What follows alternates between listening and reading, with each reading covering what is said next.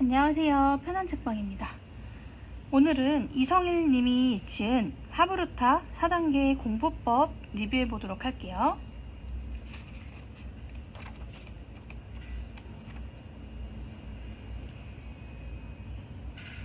우리는 혼자서 조용히 듣고 외우고 시험 치고 잊어버리는 공부를 해왔다.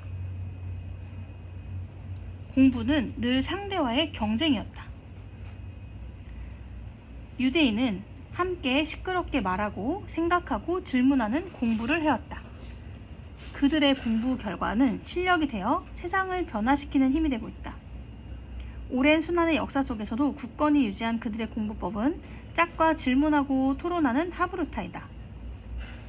경영학계의 세계적인 권위자 린다 그랜튼 교수는 일의 미래에서 미래에는 평생 동안 평균적으로 3.5회 정도 직업을 바꾸게 될 것이다 라고 말한다.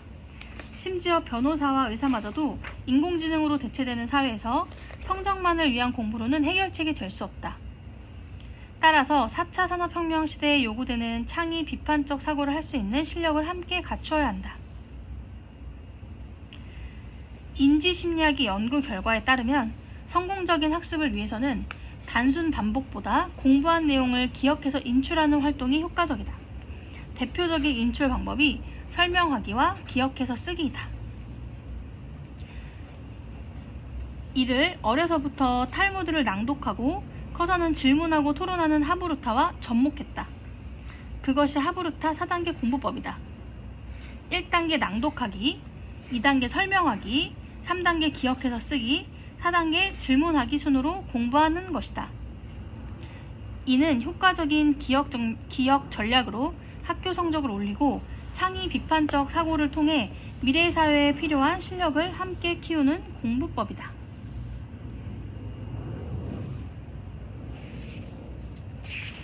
(1장) 한국인과 유대인의 공부법 비교.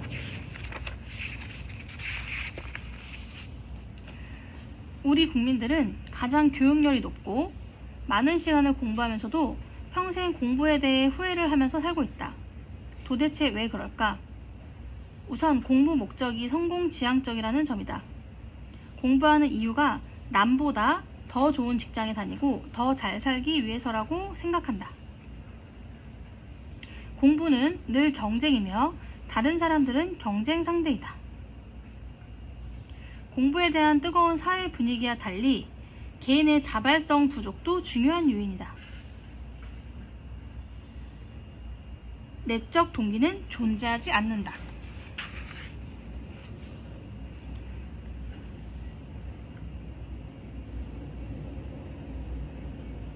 유대인의 힘은 어디서 나오는 것일까? 많은 전문가는 그들의 독창적인 공부 방법에서 찾는다. 수천 년을 이어온 유대인의 공부법, 그것은 하브루타이다. 하브루타는 짝을 이루어 토론하고 논쟁하는 공부법이다.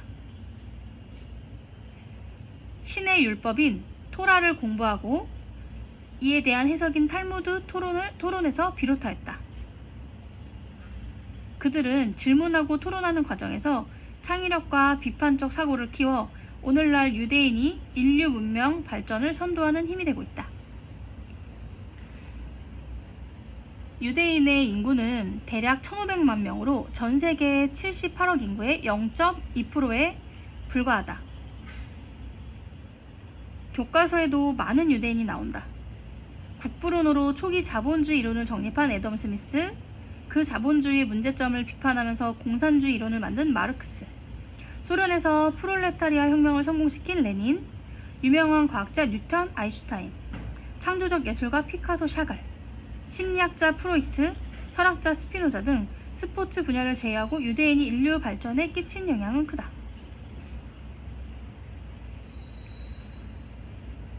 우리의 공부 결과는 성적이고 유대인의 공부의 결과는 실력이다.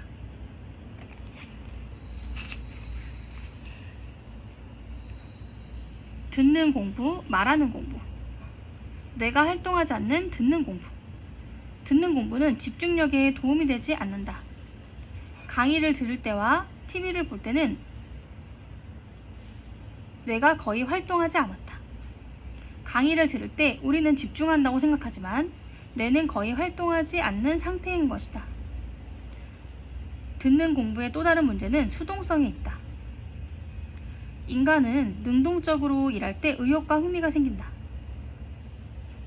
하지만 듣기 위주의 공부는 학생들에게 어떤 동작이나 생각도 요구하지 않는다. 듣는 자세는 TV나 영화를 보는 자세와 거의 같다. 강의나 인강을 듣고 있을 때는 안다고 생각하지만 막상 풀어보면 모르는 경우가 많다. 귀는 듣고 있지만 뇌는 거의 움직이지 않기 때문이다.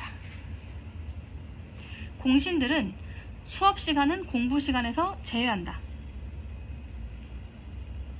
듣기 위주 공부를 하는 한국 청소년은 가장 오랜 시간 공부하면서 가장 효율성이 떨어지는 공부를 하고 있다. 생각을 일깨우는 말하는 공부. 유대인 공부는 말하는 공부이다. 그들은 대화와 토론으로 공부한다. 교실에서도 짝을 지어 큰 소리로 토론하며 공부한다. 탈무드는 지식을 가르쳐주는 책이 아니라 생각하는 방법을 통해 지혜를 가르쳐준다. 이러한 탈무드로 유대인은 평생 토론하고 논쟁한다. 유대인은 토론과 논쟁에 능하다. 그 이유는 후추파 정신 때문이다. 후추파는 철면피와 뻔뻔스러움을 뜻하는 히브리어인데 당당하게 자기 생각을 밀고 나가는 유대인 정신을 뜻한다. 이는 뻔뻔하면서도 당돌할 정도로 주장을 당당히 밝히며 상대 논리에 반박하는 유대인 특유의 도전 정신이다. 상대방의 나이와 지위에 상관없이 수평적인 관계에서 토론한다. 펜실베니아 대학교 부총장을 지낸 에제키엘 이메뉴얼은 유대인의 형제교육법이라는 책에서 우리 집에서는 누구나 불타는 열정으로 무슨 말이든 할 수 있었다. 그것이 상대방을 모욕하는 말이라 해도 상관없었다. 이것을 진지하게 받아들이거나 사적으로 받아들이는 사람은 아무도 없었다. 아닌 게 아니라 나는 누군가와 시간을 들여 논쟁하는 것이 상대방의 생각을 존중한다는 의미임을 깨달았다. 누군가가 자기 생각을 말할 때 그저 고개만 끄덕이거나 미소로 일관하는 것이 오히려 더할 수 없는 모욕이었다 라고 말한다. 논쟁이 상대를 존중한다는 의미이며 오히려 맹목적 수용이 모욕적이라는 내용이 인상적이다. 다른 사람과의 논쟁을 피하는 것이 예의라고 생각하는 우리와는 다른 문화이다. 유대인의 말하는 공부는 교실에서도 드러난다. 저학년 때는 짝을 지어 책을 큰 소리로 읽는다. 학년이 올라갈수록 질문과 토론이 수업의 중심이 된다. 유대인 교사는 늘 질문을 통해 학생의 생각을 자극하고 말하게 한다. 교사와 학생이 서로 주고받는 말이 활발할수록 교육 효과는 상승한다. 하브루타는 말하는 공부이다. 말은 생각이 입을 통해 나온다. 따라서 말은 생각이다. 한편으로 생각은 말을 통해서 정리되고 명료화된다. 그래서 전성수 교수는 말은 생각 없이 할 수 없고 말은 생각을 부르며 생각이 생각을 부른다 라고 했다. 말하기 위해 배운 내용을 기억해야 하고 생각해야 한다. 말하는 가운데 활발한 의사소통이 이루어진다. 그 가운데 교사의 강의로는 알 수 없는 것을 배우게 된다. 말을 하면서 생각이 정리되고 설명하면서 자신이 알고 있는 것과 모르는 것이 명확해진다.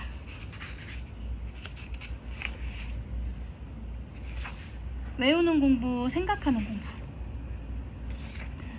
외워서 알 수 있는 지식은 스마트폰을 통해 바로 접할 수 있다. 이런 상황에서 단순히 외워서 답지의 정답을 찾는 공부만으로는 미래 사회에 대비할 수 없다. 4차 산업혁명 시대의 우리 공부는 산업시대에 머물러 있다. 대부분의 공부 시간을 검색으로는 바로 알 수 있는 단순 지식을 암기하느라 보내고 있다.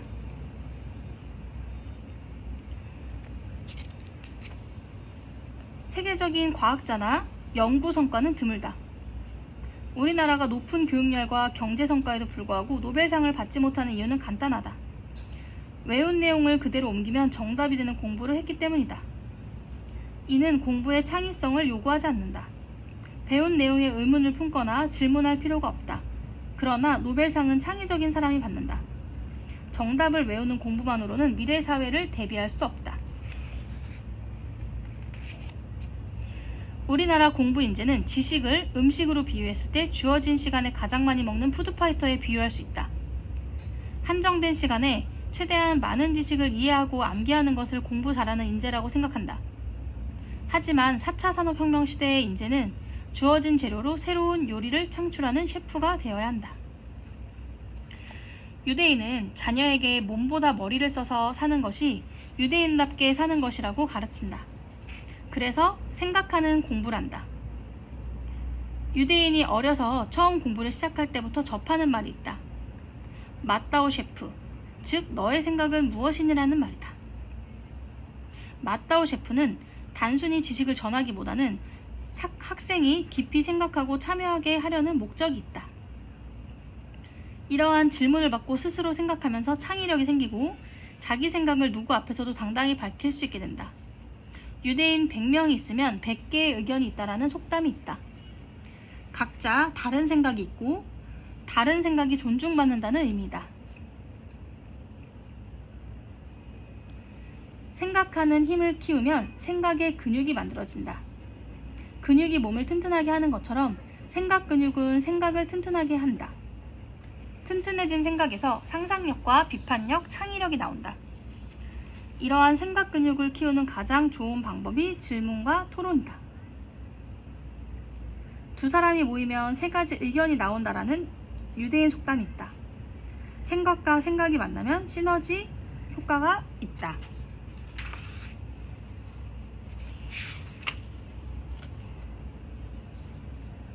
유대인이 수많은 핍박과 박해를 받으면서도 이에 굴하지 않고 세계 최고의 부자 반열에 오를 수 있었던 원동력은 다름 아닌 생각의 힘이다.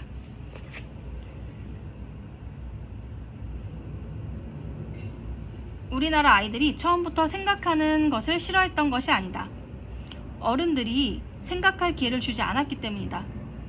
물고기를 잡는 법을 가르쳐주지 않고 부모가 물고기를 잡아 아이들이 그냥 먹게만 했다. 이제 지식을 달달 외우는 공부보다 지식에 질문하고 생각하는 공부가 필요한 때이다. 혼자 하는 공부, 짝지어 공부.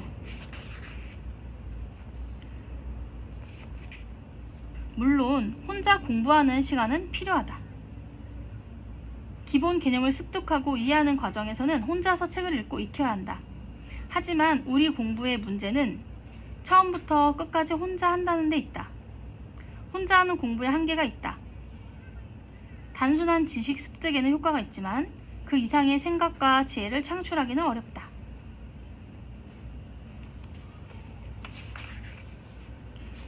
유대인 속담에 쇠가 쇠를 날카롭게 한다라는 말이 있다. 쇠는 사람이고 날카롭게 한다라는 것은 지혜를 의미한다.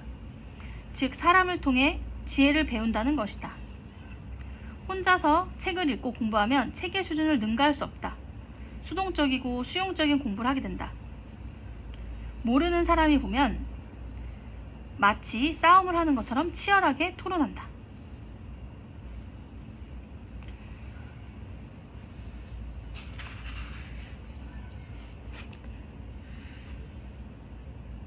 하브루타는 기부 문화인 ጼ다카와 연결된다. ጼ다카는 자선에 해당하는 히브리어이다. ጼ다카는 단순한 자선이 아니라 공의로서 의무적 행위이며 가난한 자들에게 정당한 그들의 몫을 주는 것이다.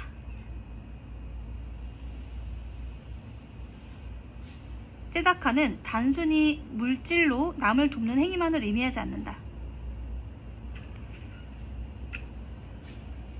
자선의 유익뿐만 아니라 서로 상대에게 토라를 가르치면 가르칠수록 서로가 더 큰 지식과 지혜를 얻는다.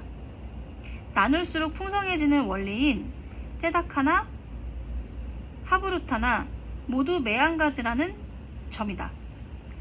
결국 지혜를 나누는 하브루타와 물질을 나누는 ጼ다카는 나눌수록 커진다는 공통점이 있으며 유대인 삶의 중요한 두 원칙이다. 현대사회는 한 명의 천재가 큰 성과를 내는 구조가 아니다. 모든 것이 세분되어 있으며 그것을 연결해야만 문제를 해결할 수 있다. 따라서 서로 다른 능력을 가진 인재들이 소통하고 협업하는 팀워크가 중요하다. 미래에 필요한 인재는 혁신적 천재이다.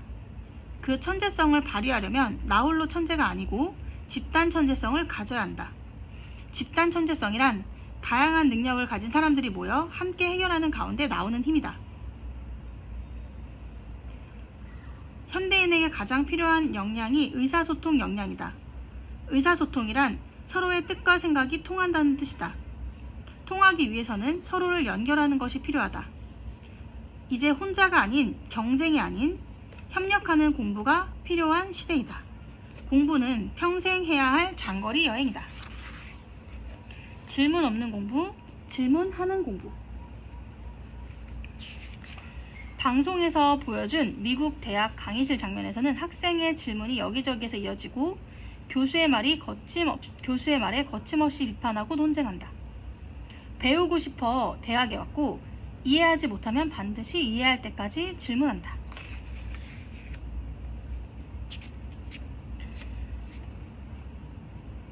학문은 배울 학과 물을 문으로 이루어져 있다. 배움은 곧 물어보는 것이다. 탈무드에서도 공부할 때 자신의 무지를 드러내는 겸허한 사람은 최후에는 존경받게 된다라는 말이 있다. 배운다는 것은 곧 질문할 줄 안다는 것이며 최고의 교수들은 학생들이 질문하는 것을 보면 그 학생의 수준 혹은 마음가짐을 대번에 알 수 있다고 말한다. 인간은 질문할 때 혹은 질문을 받고 고민할 때 가장 배움의 깊이가 깊어진다. 질문에는 타이밍이 있다. 시간이 지나면 내가 무엇을 몰랐는지도 잊게 된다. 질문을 타이밍에 맞게 하지 않으면 결국 배울 기회를 놓치게 된다. 유대인에게 질문은 배우는 사람의 권리이다. 한 번 길을 못 찾는 것보다 10번 길을 묻는 편이 더 낫다라는 말이 있다. 그들은 질문하지 않고는 제대로 배울 수 없다라고 생각한다. 유대인에게 인간의 특징을 정의하라고 한다면 아마 질문하는 존재라고 할 것이다. 유대인은 생각하는 힘을 키우기 위해 질문을 발견했다.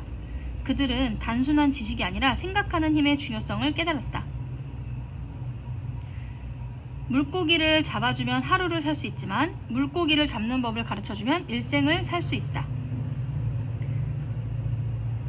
유대인의 격언에서 물고기는 지식을 의미하며 물고기를 잡는 방법이 질문이다. 그들은 질문으로 생각하는 힘을 키웠다.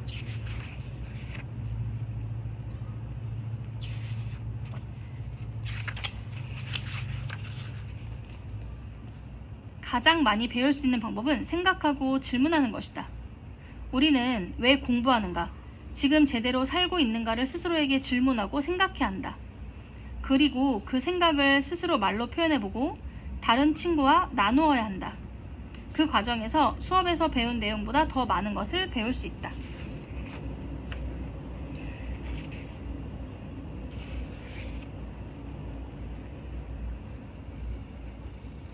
학원에서 배운 내용을 따로 복습하지 않는다면, 학원에서 질문하지 않는다면 학원에 다닐 필요가 없다.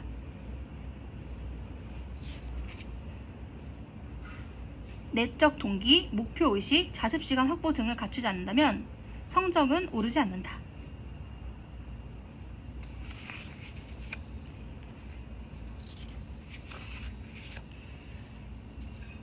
유대인에게 내 자녀는 내가 가르친다라는 가치관이 강하다.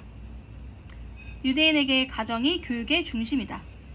하나님은 세상의 모든 자녀를 다스릴 수 없어서 가정에 부모를 두었다라는 유대인 격언이 있다. 어렸을 때 어머니의 책 읽는 소리를 듣고 잠들고 커서는 아버지와 탈무드로 토론한다. 어머니는 인성교육을, 아버지는 탈무드를 비롯한 전반적인 교육을 담당한다. 그러기 위해서 부모는 끊임없이 공부하고 늘 책을 읽는다. 잠자리에서 듣는 다정한 어머니의 목소리는 아이들 정서에 좋은 영향을 미친다.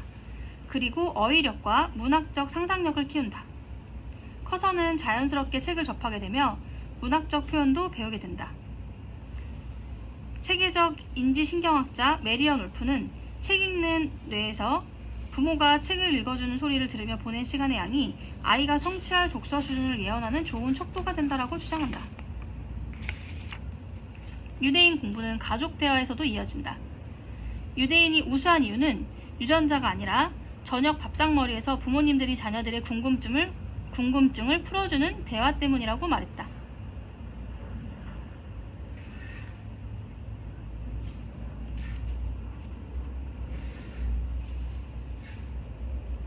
우리나라 가정에도 대화가 많아진다면 교육 문제뿐만 아니라 각종 사회 문제 해결에도 큰 도움이 되리라 생각한다. 유대인 부모는 자녀 공부를 위해 자신을 희생하지 않는다. 자녀와 함께 책을 읽고 토론한다. 자녀를 위해 희생한 우리 부모는 버림받지만 함께 공부한 유대인 부모는 존경받는다. 안녕하세요. 편한 책방입니다.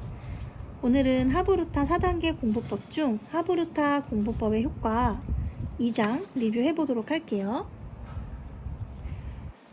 페이스북, 맥도날드, 스타벅스, 구글, 유튜브, 베스킨라빈스, 던킨도너츠, 코스트코, 캘빈 클라인, 리바이스. 위에 언급된 브랜드의 공통점은 무엇일까? 그것은 바로 유대인이 창업하거나 최고 경영자인 회사들이다. 여러분이 한 달에 얼마나 많은 돈을 유대인 기업에 쓰는가를 생각해보라. 유대인은 오랜 기간 외세로부터 수많은 고난을 받아왔다. 그럼에도 불구하고 지금은 생존을 넘어 4차 산업혁명을 선도하고 있다. 그들의 학문적 성과는 노벨상을 통해 빛을 발한다. 이런 유대인의 힘은 전적으로 교육열에 있다. 학교에 다닐 수 없는 경우도 있었지만 교육만은 포기할 수 없었다. 왜냐하면 교육은 칼보다 강하기 때문이다. 공부를 잘하기 위해 필요한 뇌의 활동이 기억력, 사고력, 집중력이다. 이러한 세 가지 능력을 키우는 공부법이 바로 하브루타이다. 질문하기 위해서 배운 내용을 기억하고 궁금한 내용을 생각한다. 이 과정에서 자연스럽게 생각에 집중한다. 상대에게 말하는 과정에서 내용을 정리하고 상대 의견에서 비판적 요소를 찾기 위해 경청하고 집중한다. 그 과정에서 뇌는 놀라울 정도의 사고력을 발휘한다. 자기주도 학습 능력을 높인다. 내적 동기의 중요성. 자기주도 공부를 위해 필요한 것은 내적 동기이다. 내적 동기는 자신을 기준으로 삼는다. 스스로의 만족감, 성취감 등이 여기에 해당한다. 내적 동기를 충족시키기 위해서는 늘 자신을 돌보아야 한다. 내적 동기를 위해 필요한 것은 지적 호기심이다. 어떤 대상에 의문을 가지고 해답을 구하는 노력이야말로 진정한 자기주도 학습이다.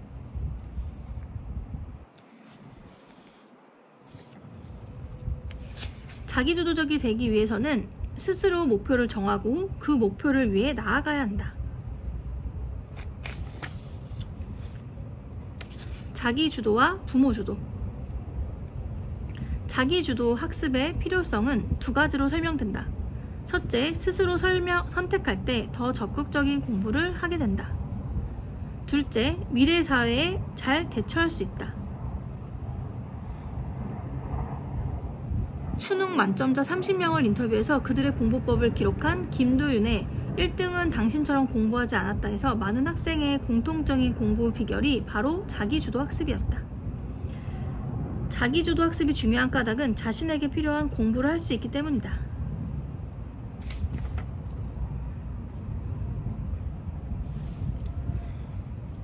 내비게이션의 안내에 의존하면 편하게 길을 갈 수 있다. 하지만 주변을 제대로 관찰할 수 없다. 나침반과 지도를 가지고 스스로 길을 찾아 나선다면 훨씬 힘들겠지만 잊히지 않는다. 길만 찾는 것이 아니라 주변을 모두 볼 수 있다. 대가를 얻기 위해 또는 불안에서 벗어나기 위해 억지로 참으면서 하는 공부는 작은 성과는 얻을 수 있겠지만 지속적인 동기부여를 하지 못한다. 질문하고 스스로 해답을 찾아 길을 나설 때 어떤 길에서도 당황하지 않고 멀리 갈 수 있다. 앞으로의 세상은 부모들이 살아온 세상과는 전혀 다르기 때문에 더 이상 부모는 아이들에게 정해진 길을 가도록 요구해서는 안 된다. 유대인은 혁신적인 스타트업 기업을 많이 도전하는 데 비해 우리는 공무원이 젊은 세대의 가장 많은 꿈이 되고 있다. 자기 주도성이 그 차이를 낳았다. 앞에 지나친 부분이 있어서 다시 볼게요. 유대인 교육이 왜 가장 자기 주도적인가를 살펴보겠다. 첫째, 개별화의 원리이다. 개별화는 각 아이에게 맞는 맞춤식 교육이 되어야 한다는 의미이다. 둘째, 기본 학습 능력의 원리이다. 기본 학습 능력이 있어야 스스로 찾아서 공부할 수 있다. 셋째, 상호작용의 원리이다. 하브루타는 질문과 토론을 통해 학습자 간의 상호작용을 가장 큰 특징으로 하는 공부이다. 넷째, 주도성의 원리이다. 학습자가 공부할 내용을 선택하고 스스로 해결하는 것을 의미한다. 다섯째, 즐거움의 원리이다. 학습에 흥미를 느낄 때 시간 가는 줄 모르고 몰입하게 된다. 뇌를 활성화시켜 사고력을 높인다. 하브루타는 뇌를 변화시키는 공부 방법이다. 뇌가 변하는 것을 뇌 가소성이라 한다.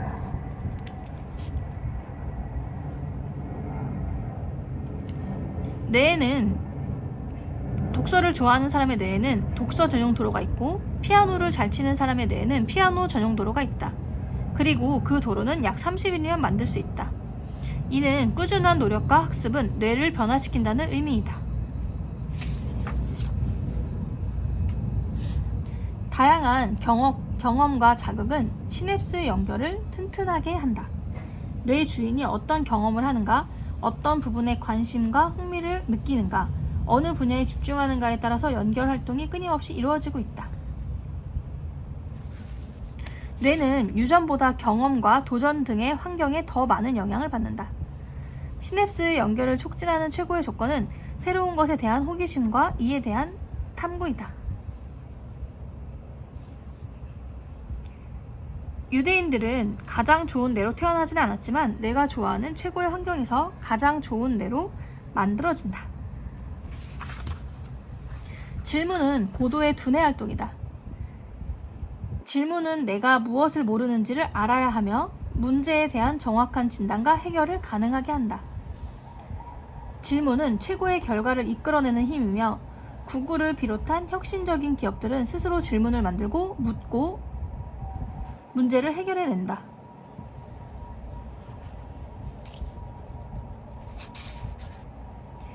하브루타와 집중력. 하브루타는 집중력을 높이고 유지하는 공부 방법이다.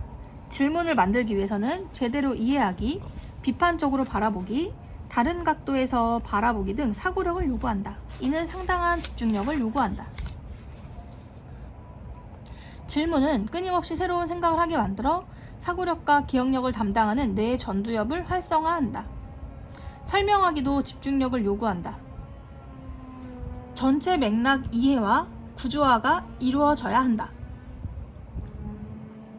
하브루타의 질문하기와 설명하기는 집중력을 유지하고 키우는 가장 좋은 공부법이다. 또한 집중력은 뇌에서 방출되는 신경 전달 물질인 도파민 분비를 촉진한다.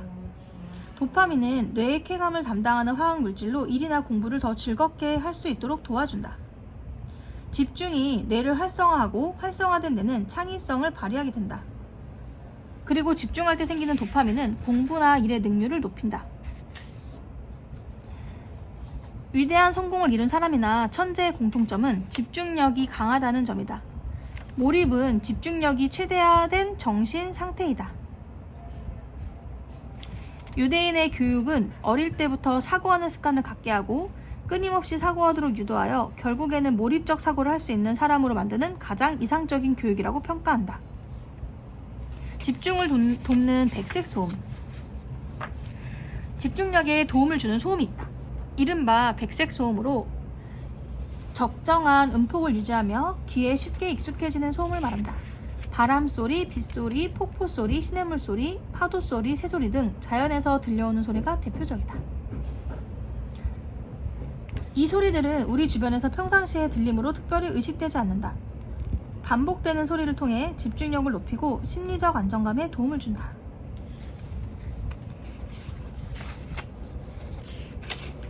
기억 메커니즘. 하브루타로 공부하면 오래 기억할 수 있다. 말하기 위해서는 이미 알고 있는 지식을 머리에서 정리하고 뇌의 명령으로 다시 신체 근육을 움직여 입술과 혀로 표현된다. 입술과 혀를 통해 표현된다. 이 과정에서 뇌를 자극하여 기억력을 높인다. 우리 경험으로도 단순히 읽고 외운 내용은 오래 기억하지 못하지만 말한 내용은 오래 기억한다. 오래 기억하려면 눈으로만 보지 말고 입으로 말하며 귀로 듣고 적절한 손동작을 하는 것이 효과적이다. 하브루타는 시각과 청각, 몸짓을 동시에 사용하는 활동이다. 여러 감각을 이용하면 집중력이 높아져 잡념이 들지 않고 주변 간섭의 영향을 덜 받게 되어 기억력에 도움을 준다. 반복 횟수가 아니라 반복 주기가 중요. 두뇌의 망각으로부터 기억을 유지하는 가장 효과적인 방법은 적절한 반복이라고 주장한다. 학습 후 10분 뒤에 복습하면 하루 동안 기억하게 되고 그 내용을 하루 뒤에 복습하면 일주일 동안 기억하며 일주일 후에 복습하면 6개월이 넘는 장기 기억이 가능하다고 한다. 일반적으로 오래 기억하기 위한 전략은 반복이다. 중요한 것은 반복 횟수가 아니라 반복 주기이다. 하루에 여러 번 반복하는 것보다 일주일, 한 달처럼 적절한 주기에 반복하는 것이 오래 기억하는 데 효과적이다. 이러한 반복 학습보다 더 효과적인 기억 전략은 인출 연습이다. 이는 공부한 내용을 끄집어내는 것이다. 하브루타를 하면서 말로 설명하거나 질문하는 것은 모두 인출 활동이다. 설명하고 질문하는 과정에서 더 자세히 알게 되고 더 오래 기억하게 된다. 4차 산업혁명을 이끈 유대인. 인공지능, 빅데이터, 플랫폼, 사물인터넷, 자율주행차, 공유경제 등은 4차 산업혁명을 상징하는 용어이다. 산업혁명과 4차 산업혁명은 다르다. 4차 산업혁명은 인간의 고유 영역으로 여겼던 분석력과 판단력을 가진 인공지능 기술을 앞세워 앞으로 많은 직업을 사라지게 할 것으로 예상된다. 앞으로 20년 이내에 현존하는 직업 중 47%가 사라질 것으로 예측한다.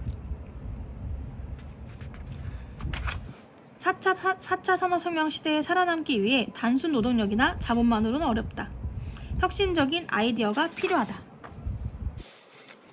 4차 산업혁명 시대에 살아남기 위해 필요한 능력은 바로 역량이다. 역량은 지식을 바탕으로 어떤 일을 수행할 수 있는 실용적인 기술이다. 실제 일을 하려면 지식을 활용하는 역량을 키워야 한다. 미래 인재의 역량에 대해 경제협력개발기구는 10개의 역량을 분석하여 3가지의 역량으로 수렴했다. 그것이 바로 사고력, 자립력, 연합력이다. 사고력은 합리성, 창의성, 문제해결력, 비판적 사고력을 포함하는 통합적 문제해결 역량이다. 자립력은 남에게 의존하지 않고 자기 주도적으로 공부하고 이를 해결하는 능력이다. 이를 위해서는 자신의 가치를 깨닫는 일이 중요하며 자신감을 바탕으로 스스로 진로를 개척해야 한다. 셋째, 연합력은 상대방과 협력하여 문제를 해결하는 능력이다. 혼자 하는 것보다 함께 질문하고 같이 해결하면 더 많은 것을 찾을 수 있다. 하브루타는 함께하는 공부이다. 두 사람이 2개의 생각을 만드는 것이 아니라 두 사람이 3개 이상의 생각을 창조하는 것이 하브루타이다. 이를 통해 혼자서는 해결할 수 없는 일을 해결하고 혼자서는 생각할 수 없는 창의적인 생각을 하게 되는 것이다. 다음번에는 3장 효율적인 공부법에 대해서 보도록 할게요. 안녕하세요. 편한 책방입니다. 이번 시간에는 하브루타 4단계 공부법 중 효율적인 공부 방법에 대해서 이야기해 보도록 할게요. 뇌는 우리가 생각하는 것보다 훨씬 많은 저장 능력을 가지고 있다. 정상적인 인간의 뇌라면 매초 10개의 새로운 정보가 평생 입력된다 해도 뇌 전체 용량의 반도 채워지지 않는다고 한다. 따라서 올바른 학습 방법과 기억 전략이 있다면 훨씬 효율적인 공부를 할 수 있다. 이번 장에서는 이해와 암기 이후 이를 장기 기억으로 유지하기 위한 인지심리학 공부법을 소개하고자 한다. 인지심리학은 인간이 어떻게 정보를 인식하고 지식을 받아들이며 기억으로 저장하는지 등을 연구한다. 인지심리학은 입력하는 공부를 쉬운 공부법, 인출하는 공부를 힘든 공부법으로 구분하여 설명한다. 쉬운 공부법의 대표적인 방법은 반복 읽기이며 힘든 공부법은 기억에서 꺼내는 인출 연습이다. 인출은 반복 읽기보다 훨씬 뇌를 많이 사용하는 힘든 공부이다. 하지만 쉽게 한 공부는 쉽게 잊히고 힘들게 한 공부는 오래 기억한다. 따라서 공부할 때 수시로 저장된 지식을 자주 꺼내 사용해야 한다는 것이다. 출력은 공부한 내용을 다시 떠올리는 활동으로 설명하기와 기억해서 쓰기가 있다. 하브루타는 인출하는 공부이다. 텍스트를 바탕으로 질문을 만들고 자기 생각을 말로 설명하는 것이 바로 인출이다. 유대인 공부법인 하브루타가 우리나라에서는 전성수 교수에 의해 수업법으로 널리 알려지게 되었다. 우리 학교 현장에서 가장 많이 사용되는 하브루타 수업이 질문 하브루타와 친구 가르치기이다. 이는 배운 내용에서 질문을 만들어 토론하고 공부한 내용을 친구에게 설명하는 것이다. 유대인의 3500년 된 하브루타가 현대의 뇌 과학에 바탕한 가장 효율적인 공부법과 정확히 일치하는 것이다. 아인슈타인은 같은 방법을 반복하면서 다른 결과를 기대하는 사람은 정신병자다 라고 말했다. 이제까지 하던 방법으로 계속 공부하면 성적 유지는 가능하지만 오르지는 않는다. 공부는 노력과 효율의 문제이다. 효율적인 공부법으로 어느 정도 극복할 수 있다.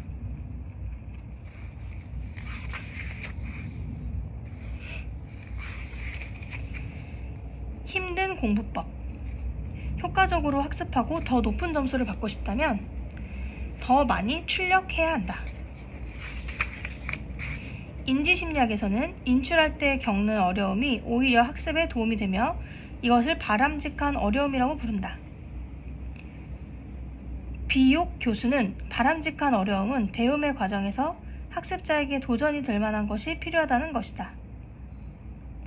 뭔가 어렵게 느껴지기 시작하면 학습을 향상시킬 수 있는 새로운 무언가를 해야 한다는 것을 의미한다. 너무 쉽게 느껴진다면 아무것도 배울 수 없다라고 말한다. 반복 읽기보다 인출했을 때 스트레스나 긴장도가 굉장히 올라가는 것으로 관찰된다. 그런 것이 얼마나 적정한 수준으로 유지될 수 있느냐가 학습 능력에서 굉장히 중요한 요인이 된다. 인출 연습의 장점은 두 가지이다. 첫째, 자신이 무엇을 알고 무엇을 모르는지 집중적으로 공부해야 할 취약한 부분이 어디인지 알려준다. 둘째, 배운 것을 회상함으로써 기억이 탄탄해지고 기존 지식과의 연관성이 강화되어 나중에 회상하기 쉬워진다. 효과적인 인출 연습으로 설명하기, 기억해서 쓰기, 테스트하기, 질문하기 등이 있다. 설명하기. 강성태는 66일 공부법에서 다음과 같이 설명하기의 중요성을 강조한다. 가능하면 답을 알게 된 그 자리에서 설명해보라. 누군가에게 실제로 설명해봐도 좋고 자기 자신에게 설명해봐도 좋다. 인지심리학자 아주대학교 김결 교수는 10대를 위한 공부사전에서 설명하기의 장점을 두 가지로 정리한다. 첫째, 무언가를 익힐 때보다 익힌 것을 말로 설명할 때 더 잘 기억하고 이해도도 높아진다. 공부를 입력, 설명을 출력에 비유한다면 출력이 입력보다 8배 정도 높은 학습 효과를 가진다. 아까 강성태 님의 66일 공부법에서 설명하기의 중요성을 누군가에게 실제로 설명해봐도 좋고 자기 자신에게 설명해봐도 좋다고 이야기했는데요. 질문한 내용을 확실히 이해했는지 파악을 할 수가 있고 기억이 더 오래 정확히 남는다고 해요. 내가 질문자였지만 이제 내가 답변자가 되어서 질문 내용을 정확히 이해하는 그런 과정에 대해 이 설명하기 방법이 어떻게 성적을 향상시킬 수 있고 두뇌를 활성화할 수 있는지 설명을 해주셨고요. 설명하기의 장점 두 번째, 내가 안다고 생각했지만 사실은 모르고 있다는 사실을 알게 해준다.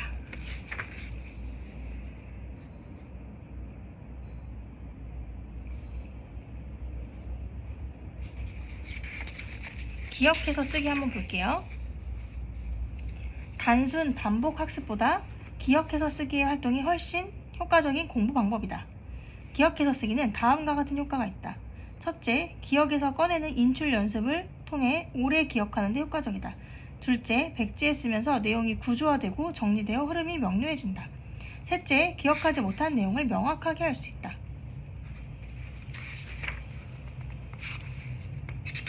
이제 질문하기 볼게요. 질문하기도 인출 연습이다.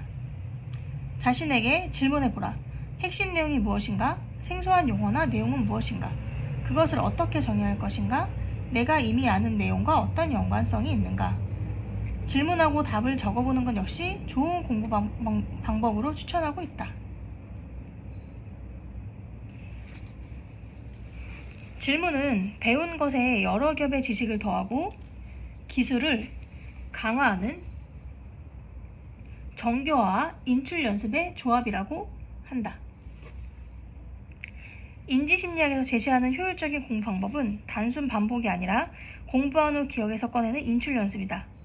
설명하고 기억해서 쓰고 테스트하며 질문하는 노력은 머릿속에 집어넣었던 지식을 다시 머리에서 끄집어내는 공부이다.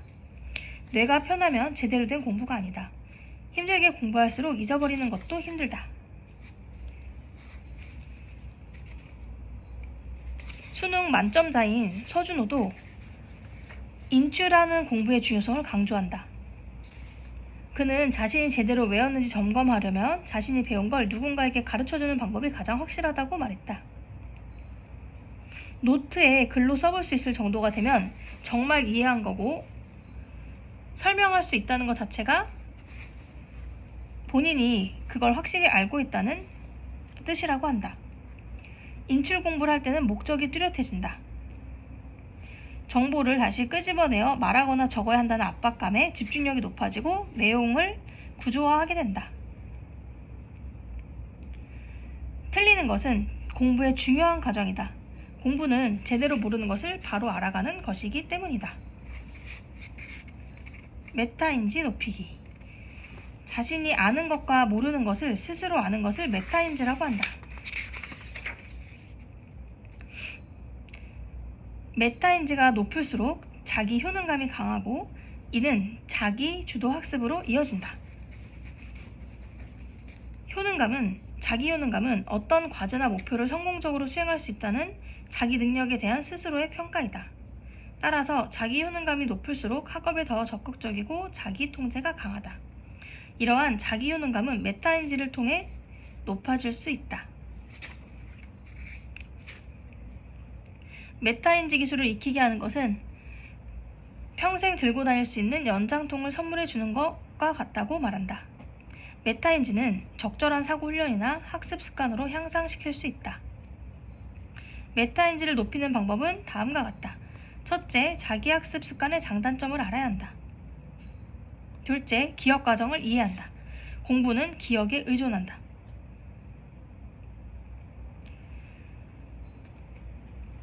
내가 정보를 어떻게 받아들이고 장기 기억으로 보내는가의 기억 메커니즘을 이해하는 것이 중요하다. 해마가 중요하다고 판단하는 기준은 자극의 강도와 반복이다. 여기서 해마는 중요한 내용을 장기 기억으로 보내는 부분을 이야기를 해요.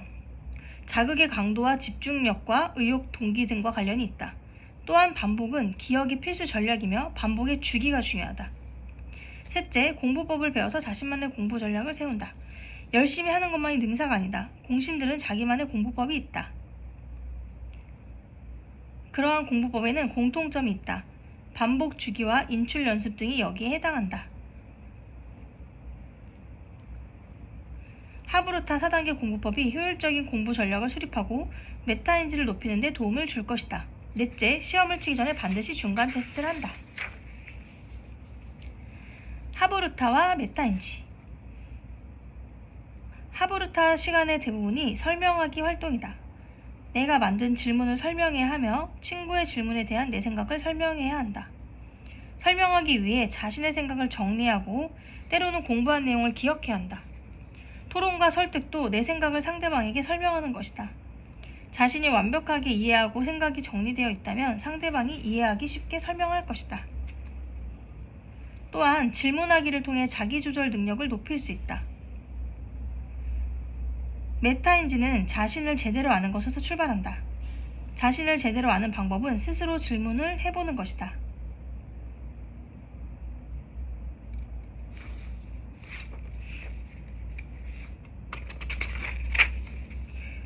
결국 메타인지를 높이는 공부법은 힘들게 공부하라는 것이다. 단순 반복 읽기나 벼락치기 공부 등은 쉬운 공부이다. 쉬운 공부는 쉽게 잊혀진다. 그에 비해 설명하기, 기억해서 떠올리기, 테스트하기, 질문하기 등은 힘든 공부이다. 힘들게 한 공부는 잊기도 힘들다. 힘든 길을 선택하는 것은 용기가 필요하지만 그만큼의 보상이 따른다. 다음번에는 4장 하브루타 4단계 공부법에 대해서 보도록 할게요. 안녕하세요. 편한 책방입니다. 오늘은 하브루타 4단계 공부법 리뷰해 보도록 할게요.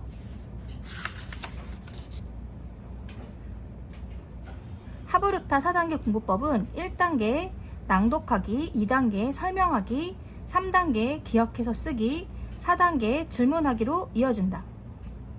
1단계 낭독하기는 입으로 소리내어 책을 읽는 것으로 유대인이 어릴 때부터 탈무드를 공부할 때 사용하던 공부법이다. 2단계 설명하기와 3단계 기억해서 쓰기는 인지심리학의 인출 공부로 메타인지를 높이고 오래 기억하게 한다. 특히 설명하기는 유대인의 토론에서 상대방을 설득할 때 늘 사용하던 방법이기도 하다. 4단계 질문하기는 유대인의 삶의 원리이며 하브루타의 핵심이다. 이렇게 유대인의 공부법인 낭독하기, 설명하기, 질문하기와 인지심리학의 인출 공부법인 설명하기와 기억해서 쓰기를 결합한 것이 하브루타 4단계 공부법이다. 특히 설명하기는 하브루타와 인지심리학에서 모두 사용하는 공부법이다. 1단계 낭독하기. 오랜 세월 동안 뇌 기능을 연구해왔는데 낭독할 때만큼 뇌 영역이 골고루 활성화된 예가 없었다. 인간의 뇌를 가장 활성화하는 행동은 아마도 낭독이 아닌가 싶다.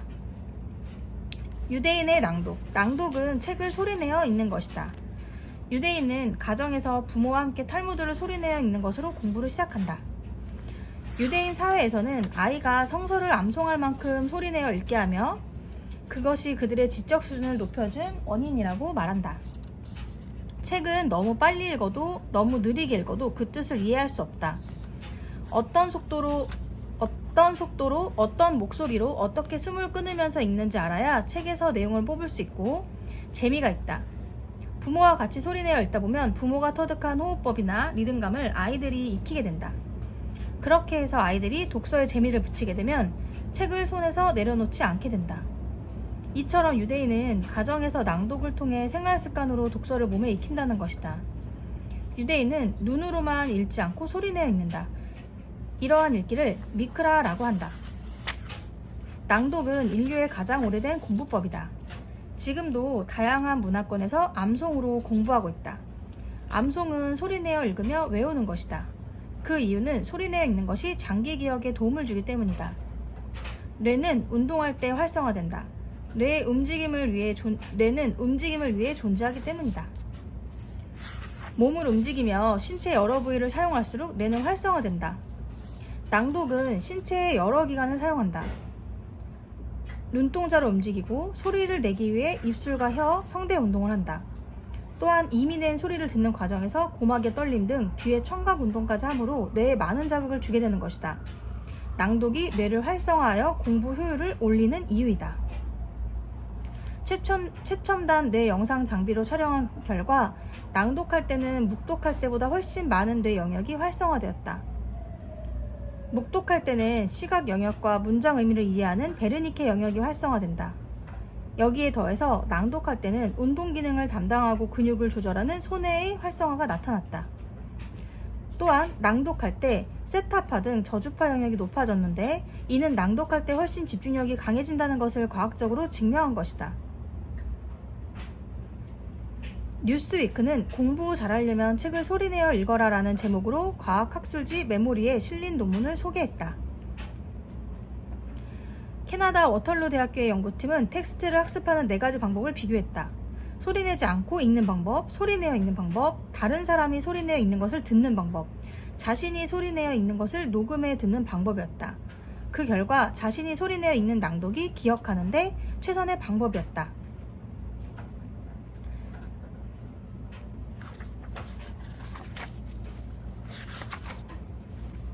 암기와 이해를 위한 낭독법. 첫째, 중요한 부분에 밑줄을 치고 키워드에는 형광펜이나 동그라미 등의 부호를 표기한다. 부호를 표기하는 활동을 통해 훨씬 강력하게 뇌의 기억 효과를 활성화할 수 있다. 또한 문단별 중요 내용을 연결하면 전체 내용을 파악하기에도 용이하다. 둘째, 입으로는 읽고 머리로는 생각해야 한다. 낭독은 입과 뇌의 기능을 함께 수행하는 공부이다. 셋째, 모르는 어휘는 반드시 확인한다. 넷째, 이해되지 않는 내용은 반복해서 낭독한다. 삼국지에 독서 100편 의자현이라는 말이 있다. 100번 읽으면 그 뜻이 저절로 이해된다는 뜻이다. 다섯째, 온몸을 사용해서 낭독한다. 글자를 처음 배우는 아이를 위한 낭독법. 뇌의 다양한 영역이 읽기를 수행할 만큼 발달하기 위해서는 최소한 6세 정도는 되어야 한다. 낭독혁명에 소개된 영국의 독서학자 우샤 고스와미 교수가 5세와 7세 아이를 대상으로 실시한 연구 결과에 따르면 5세의 글자를 배워서 독서를 한 아이보다 7세의 글자를 배워서 독서를 한 아이가 초등학교 후반기에 독서력이 높게 나왔다. 뇌가 충분히 성숙하지 않은 상황에서는 글자를 익혀 글을 읽을 수는 있지만 내용을 제대로 이해할 수는 없었기 때문이다. 따라서 6세 이전의 아이들에게는 억지로 글자를 익히게 하는 것보다 부모가 책을 읽어주는 것이 훨씬 효과적이다. 낭독은 부모와 아이 모두에게 행복을 주는 읽기이다. 글자를 처음 배우는 어린아이에게 가장 효과적인 방법은 부모나 교사 옆에서 큰 소리로 읽게 하는 것이다. 글을 처음 배우는 어린아이가 묵독을 하는 경우는 거의 없다. 여기서 크게 소리내어 읽는 것이 중요하다. 시각과 청각 등 다양한 감각기관을 활용하여 뇌를 활성화할 뿐만 아니라 자신감을 갖게 한다. 낭독의 실천. 차를 타고 가면 주위 풍경을 제대로 볼 수 없다. 하지만 천천히 걸어가면 하늘과 바람과 온갖 풍경을 감상할 수 있다. 빨리 읽으면 내용 이해에 급급하다. 오래 기억되지도 않는다. 낭독하면 책 내용에 내 생각이 작용한다. 그때 비로소 책이 내 삶과 교감하게 되고 한 번도 해본 적 없던 창의적 사고를 하게 된다. 낭독은 천천히 걷는 것과 같다. 낭독을 하겠다는 것은 더 집중해서 읽겠다는 의지의 표현이다. 한 글자도 그냥 흘려보내지 않고 책을 통해 더 많이 제대로 배우겠다는 다짐의 실천이다. 낭독을 처음에 시작하는 것이 중요하다. 해봐야 효과를 체험한다. 과목이나 공부 내용에 맞게 점차 낭독을 늘려나간다면 달라진 자신의 모습을 확인하게 될 것이다. 안녕하세요. 편안책방입니다. 오늘은 하브루타 4단계 공부법 4장 4단계 공부법 중 설명하기에 대해 보도록 할게요. 남을 가르치면서 학습한 내용이 우리 기억에 더 단단하게 자리를 잡는다. 단순 복습 차원을 넘어 전혀 새로운 시점에서 학습 내용을 바라보게 된다. 학습 내용을 상대에게 설명하여 이해시키려면 정말 다양한 학습 내용을 살피고 고민해야 하기 때문이다. 설명하기는 인지심리학에서 메타인지를 높이는 공부법이다. 이는 암기한 내용을 단순히 내뱉는 것과는 다른 고차원적인 활동이다. 배운 내용을 기억해야 하고, 기억한 내용을 정리하고, 정리한 내용을 말해야 한다. 그래서 가르치는 사람이 가장 많이 배우고 가장 오래 기억하게 되는 것이다. 미국 행동과학연구소에 따르면 강의를 듣고 24시간 후엔 5%만 기억할 수 있지만 서로 가르치기를 한 경우 90%가 기억에 남는다고 한다. 하브루타에서는 자기 생각을 상대에게 설명하는 역할이 중요하다. 제대로 설명하기 위해서는 정확한 이해와 분석이 필요하며 이를 상대방이 이해하기 쉽게 전달해야 한다. 제대로 알지 못하면 할 수 없는 일이다.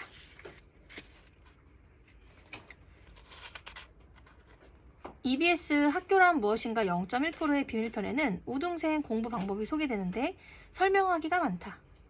혜우는 엄마에게 설명하면서 공부한 내용을 체계적으로 정리한다. 공부 후 엄마를 불러 앉혀놓고 마치 수업을 하듯 칠판에 내용을 적으면서 설명한다. 시험 볼 때 엄마에게 했던 이야기나 칠판에 적었던 내용이 떠오르는 경우가 많다고 한다. 우리나라 교육 문제를 다루어 화제가 됐던 JTBC 드라마 스카이캐슬에서도 설명하기 효과가 나온다. 수환이 엄마가 우주 엄마에게 우주가 공부 잘하는 비결을 가르쳐달라고 조르는 장면이 나온다. 이때 우주 엄마가 가르쳐준 방법이 배운 내용을 설명하게 하는 것이었다. 설명하기가 최고의 공부법이라는 것이다. 수업에서 친구 가르치기. 강의식 수업의 문제점은 배운 것을 그 자리에서 바로 기억에 저장할 수 없다는 점이다. 듣는 동시에 망각이 이루어지기 때문이다. 친구 가르치기는 수업에서 배운 내용을 짝에게 설명하는 것이다. 배운 내용을 바로 기억에 저장하는 가장 효과적인 수업 방법이다. 짝에게 설명하기 위해서는 제대로 알아야 하고 배움에 집중하게 된다. 설명하다가 막히면 다시 찾아 알게 된다. 필자는 수업에서 중요한 개념이나 암기해야 할 내용이 많은 단원에서는 친구 가르치기 활동을 한다. 수업에서 친구에게 설명하기 활동을 한 학생 중 많은 학생이 자신의 공부 방법으로 설명하기를 활용한다. 특히 스터디 그룹 활동이나 멘티 활동에서 설명하기를 활용하여 함께 성적이 오르는 경험을 이야기하는 경우가 많다. 설명하기 공부법의 절차. 설명하기는 기억력을 높이는 가장 효과적인 인출 공부법이다. 하지만 설명하기 전에 혼자 공부하는 시간도 매우 의미 있다. 누군가에게 설명한다는 것을 염두에 두면 단순히 혼자 기억하면 된다고 생각할 때보다 훨씬 집중력이 향상하기 때문이다. 또한 상대가 있기 때문에 책임감을 갖게 된다. 설명하기 공부법의 절차는 다음과 같다. 첫째, 설명해야 될 내용을 파악한다. 중요한 내용과 그렇지 않은 내용을 구분하는 것이 성공적인 공부의 열쇠이다. 그리고 첫째, 둘째 등으로 서술된 문장들은 대부분 중요한 내용이다. 이러한 내용을 중심으로 설명해야 한다. 둘째, 설명해야 할 내용의 키워드를 정리한다. 키워드를 중심으로 보충 내용을 추가하고 사례 등을 포함하여 설명할 수 있다. 셋째, 기억으로 저장한다. 설명하기 위해 외운다면 외울 때도 설명하듯 외우는 것이 좋다. 골프 스윙 연습을 할 때 공을 놓지 않고 자세 연습을 하는 것과 같다. 눈으로 읽으며 외우는 것보다 입으로 말하면서 외우는 것이 효과적이다. 낭독이 기억에 미치는 영향은 앞에서 밝힌 바 있다. 넷째, 상대에게 설명을 한다. 화이트보드나 A4 용지 등에 필기하면서 설명하면 더 효과적이다. 마인드맵이나 비주얼 싱킹 등으로 내용을 구조화하여 설명하면 전체 흐름 이해에 효과적이다. 다섯째, 역할을 바꾸어 설명한다. 여섯째, 설명을 마친 후 교재를 보면서 기억하지 못한 내용을 확인한다. 학습 효과를 높이는 설명법. 첫째, 설명하기 전 내용 정리를 할 때 시간을 정한다. 예를 들어 5분 내로 기억하기, 10분 내로 기억하기 등이다. 시간을 정해 공부하면 훨씬 집중력이 높아진다. 둘째, 교재를 보지 않고 끝까지 설명하기 위해 노력한다. 셋째, 질문을 주고받는다. 질문은 하는 사람과 대답하는 사람 모두 성장시킨다. 정답이 없는 질문의 경우 서로의 생각을 나누는 토론으로 연결해 볼 수 있다. 누구에게 설명하나? 설명하기를 공부에 활용하는 가장 좋은 방법은 친한 친구와 짝을 지어 공부하면서 설명하는 것이다. 친구가 없을 때는 부모님께 설명하는 방법이 있다. 인형 앞에서 설명할 수도 있다. 책상 위에 인형을 두고 A4 용지에 내용을 정리하면서 설명한다. 아무도 없을 때는 설명을 휴대폰으로 녹음하는 것도 효과적이다. 또한 시간 날 때마다 반복해서 듣는다면 복습 효과가 있다. 베스트셀러 작가인 이지성은 독서 천재가 된 홍대리에서 자기 분야에서 최고가 되기 위한 독서법으로 한 챕터씩 요약 정리하고 중요한 내용은 따로 메모하거나 녹음한 후 출퇴근 시간을 이용해 읽고 들으면서 자신의 것으로 소화하라고 조언한다. 기억해서 쓰기. 백지 복습법. 공부할 때 손을 사용하면 뇌에 많은 자극을 준다. 뇌의 각 부분은 신체의 서로 다른 부분을 담당하고 있다.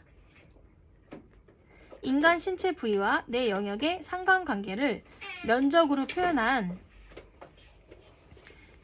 캐나다의 신경학자 펜필드는 호문클루스라고 하는 그림을 그렸는데 크기가 손, 입, 발, 눈, 귀의 순으로 크다. 이는 몸의 여러 기관에서 뇌에 가장 많은 자극을 주는 것이 손이라는 것을 의미한다. 따라서 손을 자극하게 되면 뇌 영역을 가장 많이 사용하게 된다.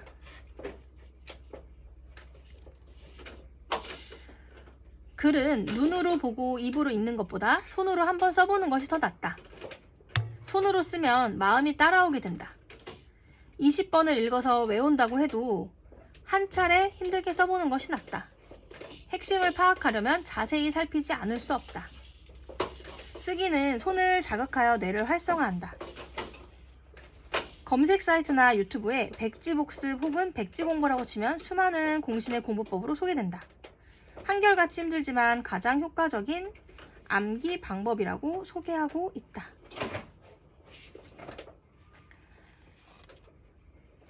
대학생으로 9개의 공무원 필기시험에 합격하고 경기도 7급 공무원 시험에 수석으로 합격한 김동혁 군은 하루 공부를 끝내면 잠들기 전에 마지막으로 백지에 그날 공부한 내용을 목차로 써내려가면서 제대로 외웠는지 확인했다고 한다.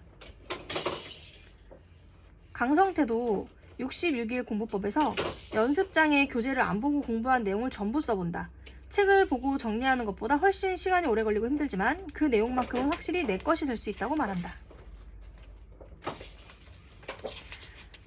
인출 연습인 셀프 테스트로 3단계 설명하기 이후에 실시하면 반복 효과로 오래 기억하게 된다. 설명하기는 입 밖으로 나가면 흩어져 버리지만 말한 내용을 글로 정리하면 구조화가 되고 무엇보다 빠진 내용을 통해 기억하지 못한 부분을 명확히 할 수 있다. 기억해서 쓰기 방법.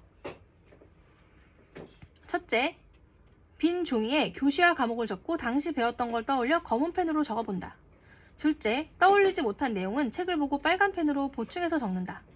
셋째, 비교하기 전에 다시 3번 들춰본다. 하교하기 전에 다시 한번 들춰본다. 넷째, 머릿속에 제대로 기억된 내용은 다시 한번 정리하고 잘 기억이 나지 않는 내용은 책을 보며 다시 정리한다. 이때 책을 보며 정리한 내용은 빨간 펜으로 표시해둔다. 빨간 펜은 반복 학습이 필요하다는 표시이다.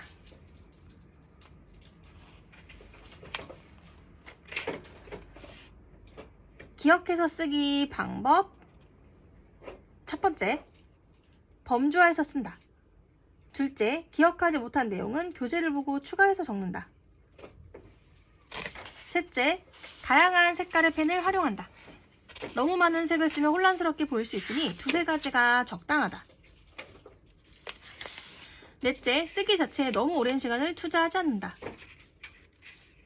다섯째, 과목별로 구분해서 쓴다. 요약과 수업 일기. 요약을 잘할수록 수업 내용을 제대로 이해한 것이다. 수업 일기를 쓰는 것도 효과적이다. 기억해서 쓰기 효과. 첫째, 오래 기억하게 된다. 공부한 내용을 머리에서 꺼내는 인출 연습은 망각을 막아준다. 둘째, 내용이 구조화되고 맥락이 분명해진다. 쓰는 과정에서 범주화가 이루어지고 소주제별로 세부 내용이 정리된다. 따라서 더 명확하게 공부한 내용을 이해하게 된다. 셋째, 제대로 기억하지 못한 내용을 알 수 있다.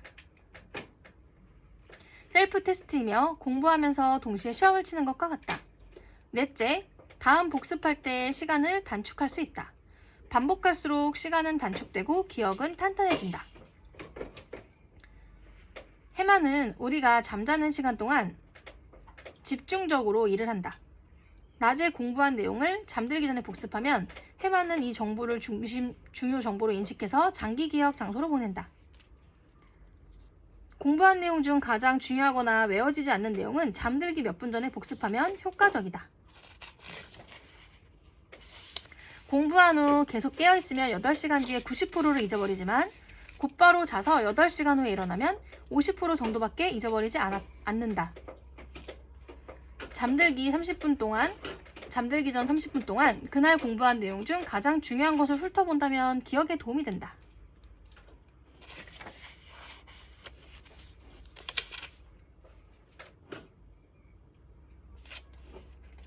(4단계) 질문하기. 현재 학교에서 아이들에게 가르치는 내용의 80에서 90%는 그들이 40대가 됐을 때 전혀 쓸모없을 확률이 높다. 어쩌면 지금 아이들은 선생님이나 연장자에게 배운 교육 내용으로 여생을 준비하는 게 불가능한 역사상 첫 세대가 될지 모른다. 우리가 아이들에게 가르쳐줄 가장 중요한 기술은 어떻게 해야 늘 변화하면서 살 수 있을까? 어떻게 해야 내가 모른다는 사실을 직면하며 살 수 있을까이다. 서울대학교 교육학과 신종호 교수는 강연을 통해 미래 교육에서 메타학습의 중요성을 강조했다. 그는 불확실성이 특징인 미래 사회에서 과거와 현재의 지식을 학습하는 것의 효용 가치가 낮아질 수밖에 없으며 이 상황에서 학생들에게 학습하는 방법을 알게 하는 것을 가르쳐야 한다고 말한다. 유발 하라리가 말한 변화 시대에 살 수 있는 방법과 신종호 교수의 메타학습을 위한 공부가 바로 질문이다. 인공지능을 이기기 위해서는 인공지능이 할 수 없는 일을 해야 한다. 정답은 인공지능이 알고 있다. 문제에 대한 정답을 찾는 공부가 아니라 질문을 찾는 공부가 되어야 한다. 질문이 정답보다 중요하다. 아인슈타인이 자신이 곧 죽을 상황에 처해 단 1시간의 시간이 주어진다면 나는 55분을 질문 찾기에 할애할 것이라고 했다. 그 이유는 올바른 질문은 답을 찾는데 5분도 걸리지 않게 하기 때문이다 라고 말했다고 한다. 낭독하기, 설명하기, 기억해서 쓰기는 텍스트를 이해하고 오래 기억하고 지식을 축적하는 공부이다. 4단계 질문하기는 축적된 지식을 바탕으로 사고의 질적 융합을 통해 창의 비판적 사고를 하는 과정이다. 이를 위해 이제까지 공부한 내용을 다시 관찰하는 단계이다. 1에서 3단계의 공부가 텍스트 A형 공부였다면 4단계 질문하기는 텍스트를 뛰어넘는 진정한 의미의 자기주도적 공부이다. 질문은 생각하는 힘을 끌어올리는 최고의 방법이다. 질문하는 과정에서 생각하고 질문에 대한 해답을 찾기 위해 생각한다. 그래서 탈무드에서는 묻고 답하는 중에 인생의 진리를 발견하게 된다. 묻지 않는 자는 귀를 닫고 살겠다고 작정한 미련한 인간이다라고 말한다.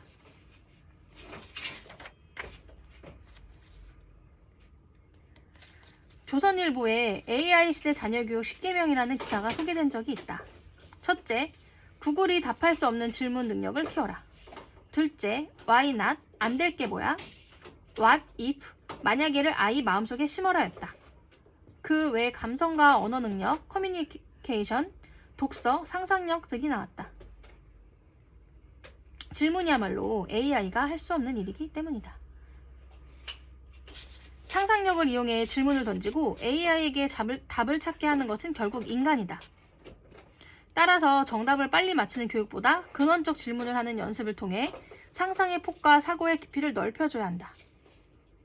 좋은 질문은 해답과 같은 힘을 지닌다에서 권민창은 질문의 장점을 5가지로 제시한다. 첫째, 두뇌가 활성화된다. 둘째, 창의력과 상상력을 극대화해준다. 셋째, 원하는 답을 얻을 수 있다. 넷째, 고정관념을 타파하여 다양한 관점에서 현상을 볼 수 있게 해준다. 다섯째, 생각을 확장시켜주고 우선순위를 결정해주며 머릿속을 정리해준다.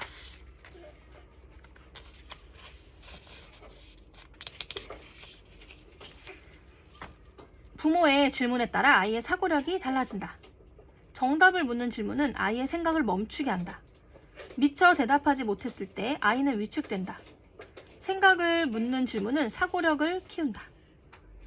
다른 질문이 다른 아이로 자라게 한다.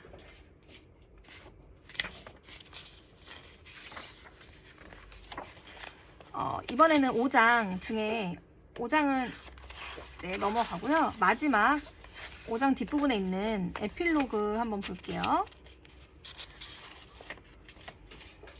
필자는 공부 방법이 아닌 공부 원리에 대한 책을 썼다. 어떤 일이든 원리를 알면 쉽게 배울 수 있다. 이 책에 나온 공부 원리는 이미 탁월한 학문 업적을 낸 유대인과 동서양의 석학들, 우리나라 수능에서 최고의 성적을 거둔 학생들의 공부에서 공통된 부분이다. 그리고 인지심리학과 뇌과학의 검증을 받은 내용이다. 그것은 인출하기를 통한 지식의 축적과 질문을 통한 지식의 확장이다. 이를 통해 눈앞의 공부 목표인 성적과 미래사회에 요구되는 창의 비판적 사고를 함께 키울 수 있다. 우리는 이제까지 남보다 앞서기 위해 공부를 해왔다. 이제는 남보다 앞서는 공부가 아닌 이전의 나보다 더 나아지는 공부를 했으면 한다. 그러기 위해서는 다른 사람의 도움이 필수적이다. 하브루타는 함께하는 공부이다. 혼자 하는 공부보다 더 많이 생각하고 더 다른 생각을 하게 한다. 그리고 더 잘하게 한다.